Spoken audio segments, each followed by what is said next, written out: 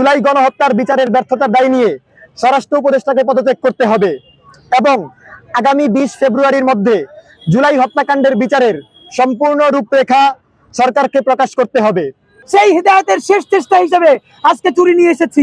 প্রতীকী অর্থে যদি বিচার করতে না পারেন, খুনি ফ্যাসিস্ট গণহত্যাকারী আওয়ামী লীগকে যদি বিচার করতে না পারেন, গ্রেফতার করতে না পারেন, চুরি পরে গদি থেকে সরে যাবেন। আমরা দেখেছি বিগত আমলেও সেনাবাহিনী ক্যান্টনমেন্টে 626 জন খুনিকে আশ্রয় দিয়েছিল এবং পরবর্তীতে তারা সেখান থেকে তাদেরকে পালিয়ে যেতে সহায়তা করেছে। আমাদের সাথে বরাবরই এরকম করা হচ্ছে। জুলাই গণ অভ্যুত্থানের বিচারের কোন রূপরেখা আমরা এখনো পর্যন্ত পাই নাই। এই জন্য আজকে আমরা এখানে 4 দফা দাবি নিয়ে এসেছিলাম। জুলাই গণহত্যার বিচারের ব্যর্থতার দায় নিয়ে স্বরাষ্ট্র উপদেষ্টাকে পদত্যাগ করতে হবে এবং আগামী 20 ফেব্রুয়ারির মধ্যে জুলাই হত্যাকাণ্ডের বিচারের সম্পূর্ণ রূপরেখা সরকারকে প্রকাশ করতে হবে। 2, সকল পাবলিক প্রোগ্রামে গণহত্যাকারী আওয়ামী লীগের দোসরদের অংশগ্রহণ নিষিদ্ধ করে সরকারি প্রজ্ঞাপন জারি করতে হবে। 3, চট্টগ্রামে নেভির যেই কর্মকর্তারা ফ্যাসিস্ট আওয়ামী সন্ত্রাসীদের পালাতে সাহায্য করেছে এবং প্রতিবাদী ছাত্র জনতার উপর হামলা করেছে, অবিলম্বে তাদের বিচারের আওতায় আনতে হবে। 4, যে সকল আমলা ও সামরিক কর্মকর্তারা গণহত্যাকারী আওয়ামী লীগকে পুনর্বাসনে মদত দিচ্ছে, অনতিবিলম্বে তাদের শনাক্ত করতে হবে এবং বিচারের মুখোমুখি করতে হবে।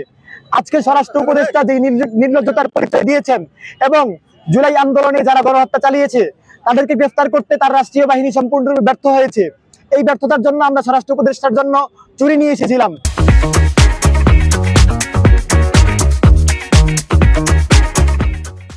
যে আপনি যদি স্বরাষ্ট্র উপদেষ্টার পদ সামলাতে না পারেন, আপনি চুরি পরে বাসায় বসে থাকবেন, আপনার উপদেষ্টা পদে থাকার কোনো প্রয়োজন নাই।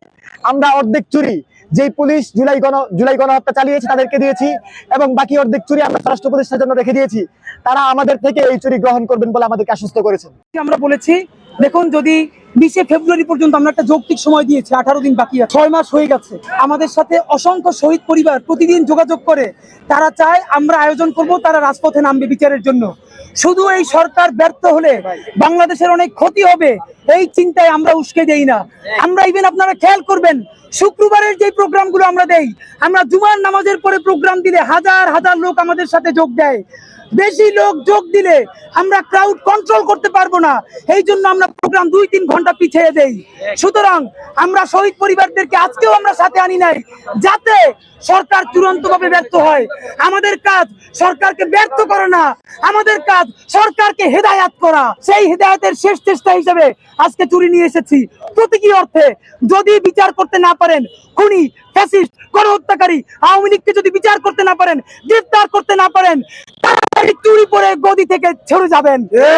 আর যদি চুরি করতে না চান, তাহলে অতি দ্রুত এই গণহত্যাকারী দলকে বিচারের মুখোমুখি আপনি দাঁড় করাবেন এবং আগামী 20 দিন সময়, 20 ফেব্রুয়ারির মধ্যে চূড়ান্ত রূপরেখা, এই বিচার কবে শুরু হবে, কবে শেষ হবে, এইটার স্পষ্ট ঘোষণা সরকারকে দিতে হবে।